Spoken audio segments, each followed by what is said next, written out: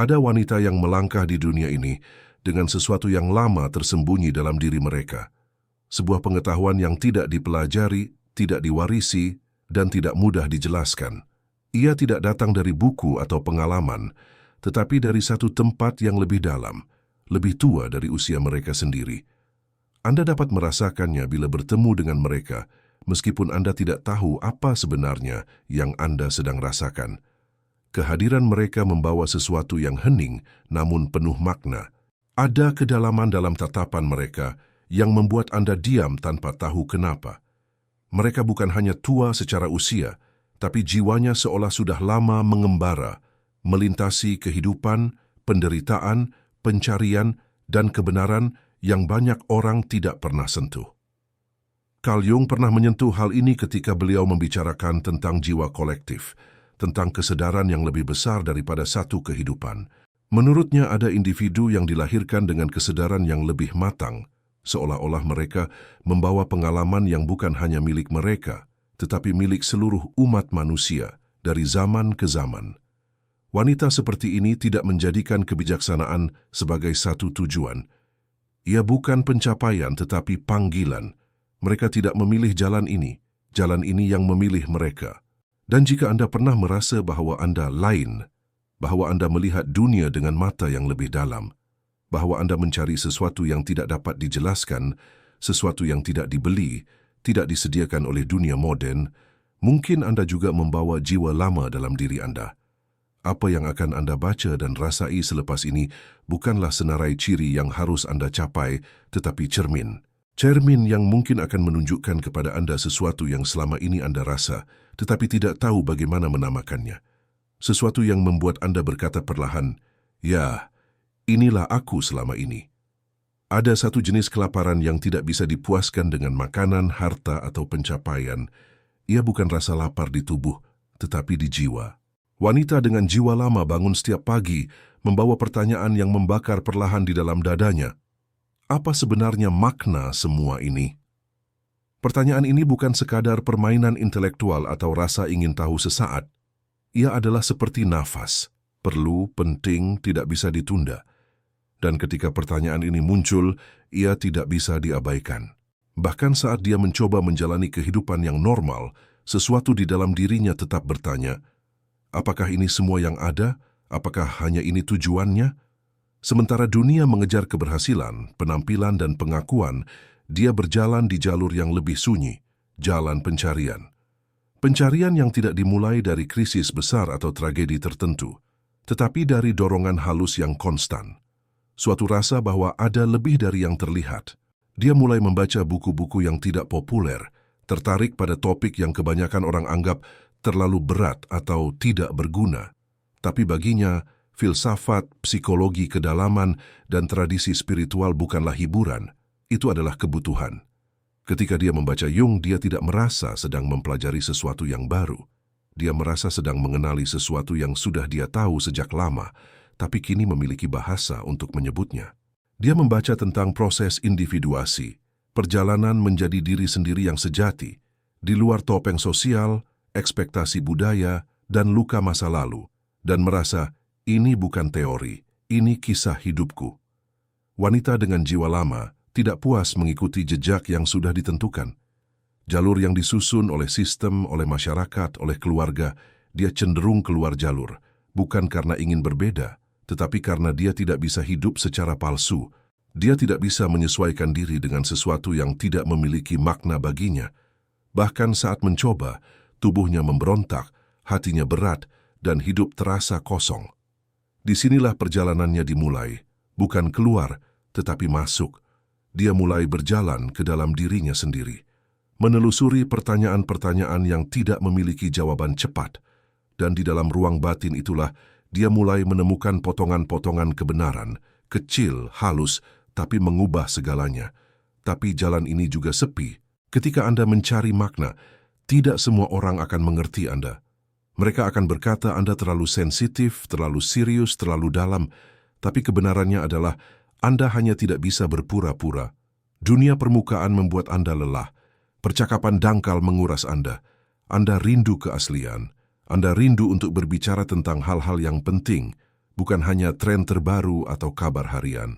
Dan jika Anda merasakan ini, maka mungkin Anda juga membawa jiwa yang telah berjalan jauh sebelum kehidupan ini, jiwa yang tidak bisa puas dengan kesuksesan semu atau kebahagiaan palsu. Di titik ini, izinkan saya mengajak Anda untuk tetap berjalan bersama kami. Jika suara dalam tulisan ini menggema di hati Anda, jika Anda merasa seperti menemukan potongan diri Anda di antara kata-kata ini, maka berlanggananlah ke saluran ini.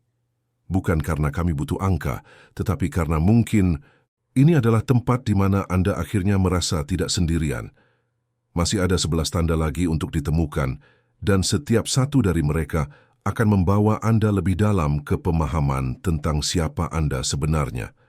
Dan mungkin, untuk pertama kalinya, Anda akan berhenti mengira bahwa ada sesuatu yang salah dengan Anda, dan mulai melihat bahwa sebenarnya Anda sedang hidup dari tempat yang sangat benar. Salah satu hal paling membingungkan tentang wanita yang membawa jiwa lama adalah bagaimana dia tetap tenang, bahkan ketika dunia di sekelilingnya sedang terbakar. Di saat banyak orang tenggelam dalam kecemasan, reaktif terhadap segala hal kecil, dia tetap diam, seolah ada tempat di dalam dirinya yang tidak pernah terguncang. Ini bukan karena dia tidak peduli. Sebaliknya, dia peduli terlalu dalam. Tapi dia telah belajar, dengan cara yang tidak bisa dia jelaskan, bahwa semua hal, baik kegembiraan maupun penderitaan, akan berlalu. Dia sudah melihat cukup banyak dalam hidup untuk tahu bahwa badai bukan sesuatu yang harus ditakuti, tetapi dipelajari. Disinilah tanda keempat dari jiwa lama muncul dengan jelas, ketenangan dalam badai. Dia tidak mencapainya melalui pelatihan formal atau teknik relaksasi. Itu bukan hasil dari kursus manajemen stres. Ia lahir dari pemahaman mendalam akan ketidakkekalan, dari kemampuan untuk berdiri di tengah konflik dan tidak larut di dalamnya. Carl Jung menyebut ini sebagai fungsi transenden, kemampuan untuk memegang dua sisi yang berlawanan tanpa harus memilih salah satu secara impulsif. Dan ketika dunia menjadi gila, orang-orang secara naluriah mencarinya.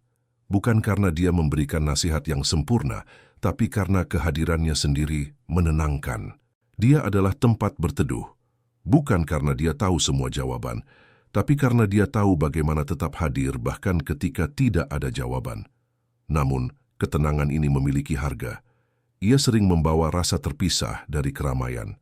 Dia melihat orang panik atas hal-hal yang bagi dia terasa kecil dan sulit baginya untuk ikut berpura-pura panik.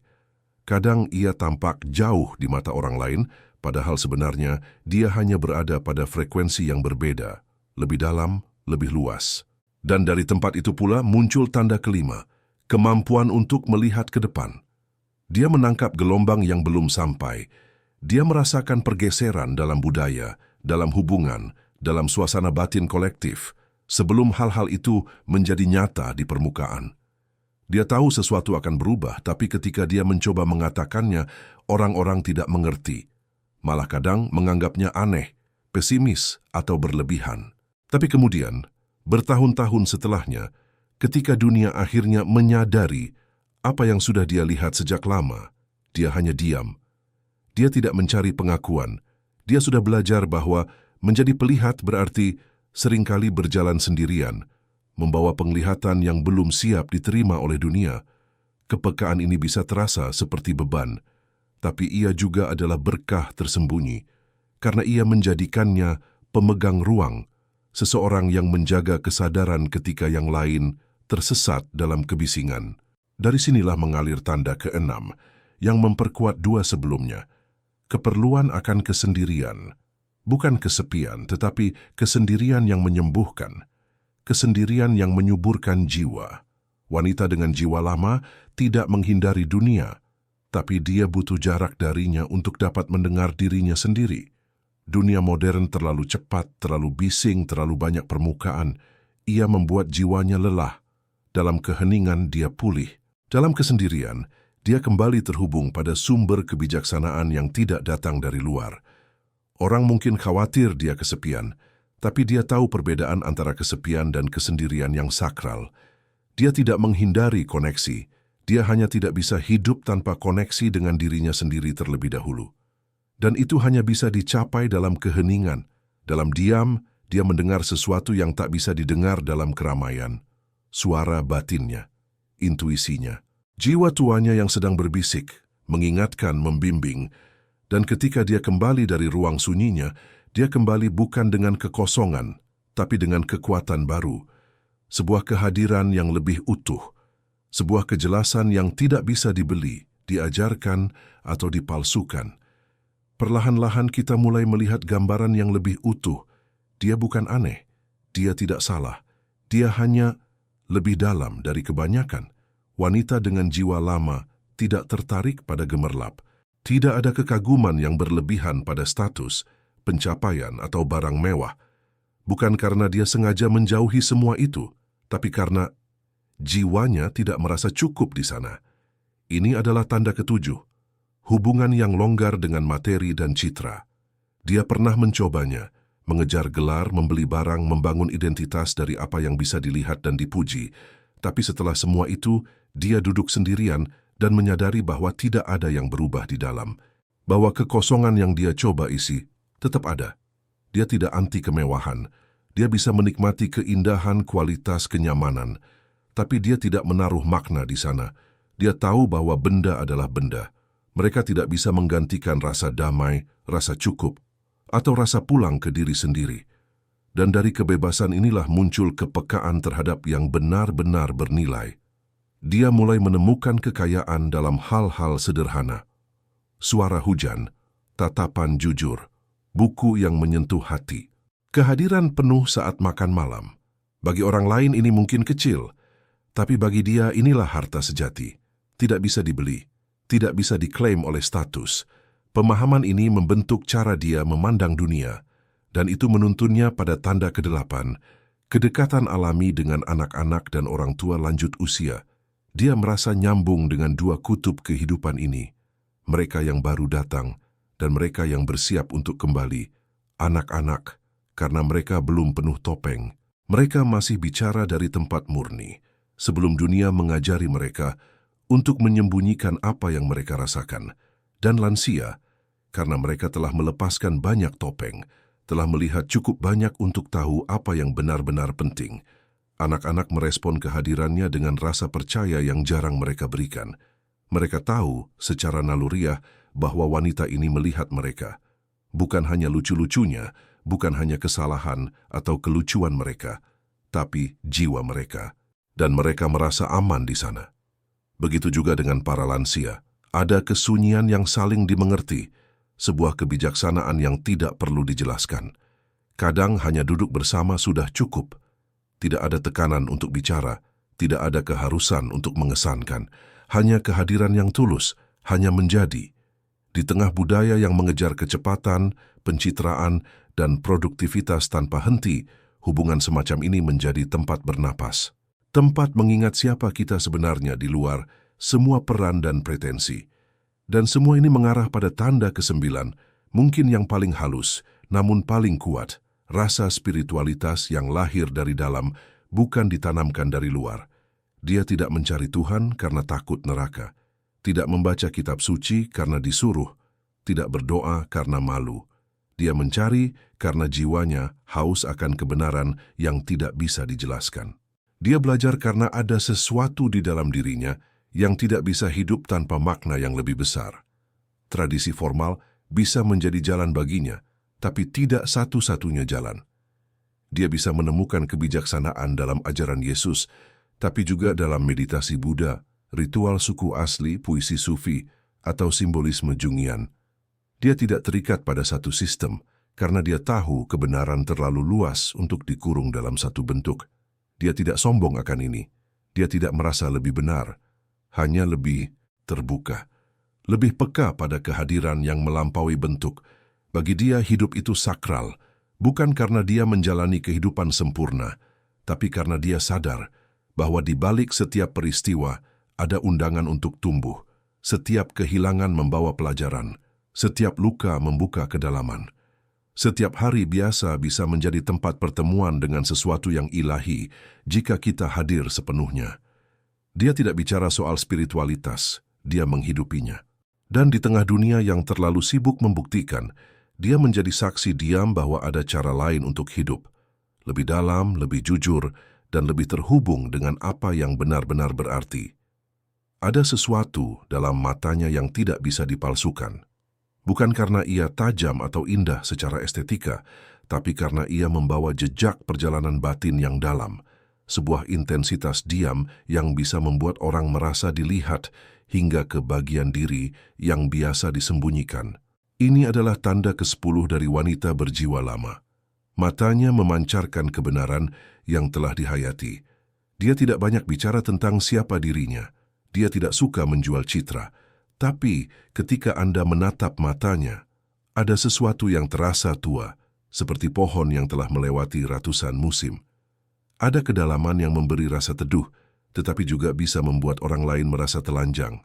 Karena di hadapannya, topeng-topeng terasa tidak berguna. Jung pernah mengatakan bahwa mata adalah jendela jiwa, dan bagi wanita ini, mata menjadi ruang di mana jiwa yang matang bisa dikenali. Orang-orang merasa nyaman atau justru gelisah, tergantung seberapa siap mereka untuk dilihat dengan jujur. Tatapannya tidak menghakimi, tapi juga tidak menutup mata terhadap kebohongan. Ia melihat luka dan potensi sekaligus. Ia melihat bayangan dan cahaya dalam diri seseorang, dan memilih untuk tetap hadir di hadapan keduanya. Bagi dia tidak ada yang perlu ditutupi, karena dia sendiri telah duduk bersama sisi gelap dirinya. Dia telah mengakui kemarahan yang disangkal, kecemburuan yang memalukan, kebutuhan yang pernah dia anggap lemah. Dan dari pertemuan dengan bagian-bagian itu, lahirlah tatapan yang lembut, tapi penuh kekuatan. Seseorang yang telah menatap kegelapan dalam dirinya dan tidak lari, akan menatap orang lain dengan mata yang berbeda. Mata yang tidak takut melihat kenyataan.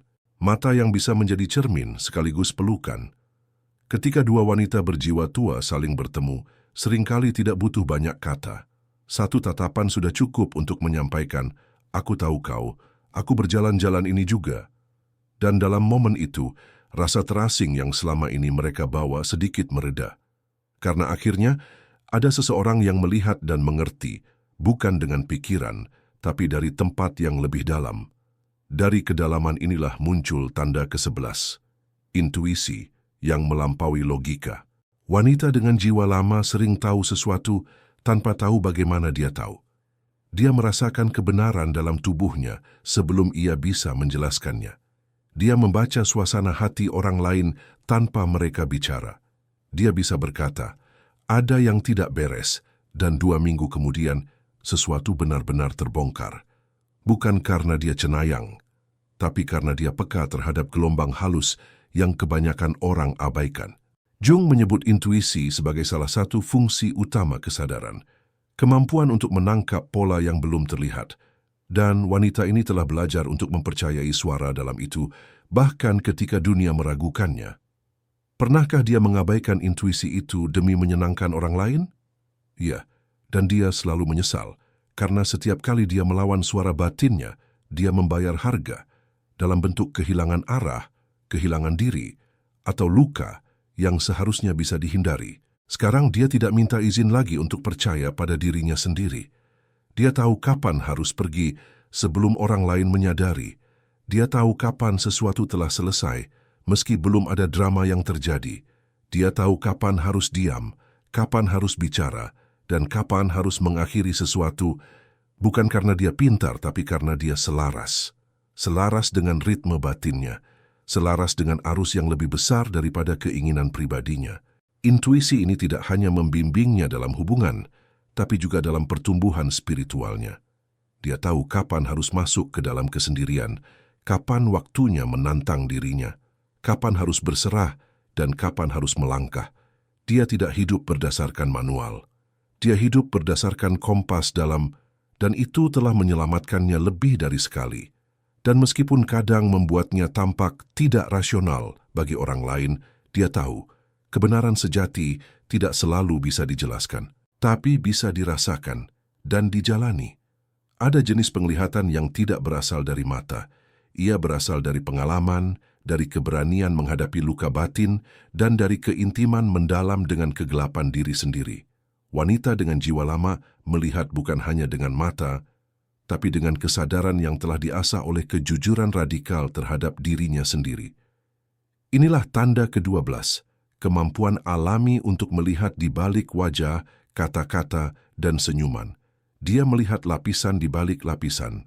Saat seseorang bicara, dia tidak hanya mendengar apa yang diucapkan, dia merasakan energi di balik kata-kata. Dia bisa tahu kapan seseorang sedang memakai topeng, bahkan ketika semua terlihat baik-baik saja. Bukan karena dia sinis, tapi karena dia pernah memakai topeng itu sendiri dan tahu bagaimana rasanya. Dia tahu bagaimana rasanya tersenyum ketika hati pecah, tertawa ketika jiwa lelah, berkata, tidak apa-apa saat segalanya retak di dalam. Itulah mengapa ketika dia melihat orang lain melakukan hal yang sama, dia tidak menghakimi. Dia paham, dia mengerti mekanisme bertahan hidup manusia. Dia tahu bahwa di balik kontrol ada rasa takut, di balik kesombongan ada luka lama, di balik agresi ada rasa tidak aman. Dan dia bisa melihat semua itu tanpa perlu orang lain mengakuinya. Wanita dengan jiwa lama membaca intensi, bukan pencitraan. Dia tahu kapan seseorang tulus meski kata-katanya canggung. Dia juga tahu kapan seseorang memikat hanya untuk mengontrol. Pesona tidak membingungkannya. Kata-kata indah tidak menghipnotisnya. Karena dia melihat energi, getaran, dan kebenaran batin. Ini membuatnya sangat jarang salah dalam menilai karakter. Tapi sekaligus membuatnya sering merasa sendiri. Karena ketika Anda bisa melihat terlalu banyak, terlalu dalam, hubungan menjadi sulit. Bukan karena Anda tidak ingin dekat, tapi karena keaslian menjadi syarat mutlak, dan itu jarang ditemukan. Dia bisa berada di ruangan penuh orang, tapi merasa tidak terhubung dengan satu pun. Karena percakapan yang mengambang tidak memberinya makan, karena basa-basi membuatnya lelah. Karena semua tampilan sosial terasa seperti sandiwara yang tak bisa lagi dia mainkan. Kadang orang mengira dia terlalu serius, terlalu peka, terlalu berbeda, padahal dia hanya tidak bisa berpura-pura. Semakin dalam dia mengenal manusia, semakin besar welas asihnya tumbuh, karena dia tahu di balik semua mekanisme pertahanan yang kasar, manipulatif atau dingin, hampir selalu ada anak kecil yang pernah dilukai dan belum pernah dipeluk. Dan disinilah letak paradoksnya. Semakin tajam penglihatannya terhadap kegelapan manusia, semakin lembut hatinya. Dia tidak mentoleransi kebohongan, tapi dia mengerti dari mana asalnya. Dia tidak mengizinkan manipulasi, tapi dia tahu itu sering muncul dari rasa takut yang belum dikenali. Dia hidup dalam dunia yang seringkali berjalan di permukaan, tapi jiwanya menuntut kedalaman. Itu sebabnya hubungan yang benar-benar berarti baginya jarang, tapi sangat berharga. Ketika dia bisa bersama seseorang yang juga hidup dari kedalaman, tidak ada topeng, tidak ada permainan, dia bisa bernafas sepenuhnya. Namun sebagian besar waktunya, dia tetap berjalan sendirian. Bukan sebagai kutukan, tapi sebagai konsekuensi alami dari cara dia melihat dan merasakan hidup. Dia tidak bisa tidak melihat, tidak bisa berpura-pura tidak tahu, dan tidak bisa menyesuaikan diri demi diterima. Inilah harga dan kehormatan dari mata yang telah menembus ilusi. Wanita dengan jiwa lama sering bertanya dalam diam, "Kenapa aku berbeda? Kenapa aku tak bisa merasa cukup dengan apa yang membuat orang lain puas?" Pertanyaan-pertanyaan ini tidak datang dari ego yang ingin jadi istimewa, tapi dari rasa terasing yang terus mengikutinya sejak lama. Sejak masa kanak-kanak mungkin, atau sejak pertama kali dia menyadari bahwa jalan yang dia lalui tidak pernah sama dengan orang kebanyakan. Ada hari-hari di mana dia berharap bisa menyesuaikan diri, bisa menikmati hal-hal yang orang lain anggap cukup. Tapi semakin dia mencoba menjadi versi normal dari dirinya, semakin kosong hatinya terasa. Dan pada satu titik, dia berhenti memaksa. Dia mulai menyadari bahwa ini bukan soal menjadi lebih baik atau lebih tinggi. Ini adalah tentang memikul jenis kesadaran tertentu yang tidak semua orang bawa. Dan itu tidak membuatnya lebih mulia, hanya lebih bertanggung jawab.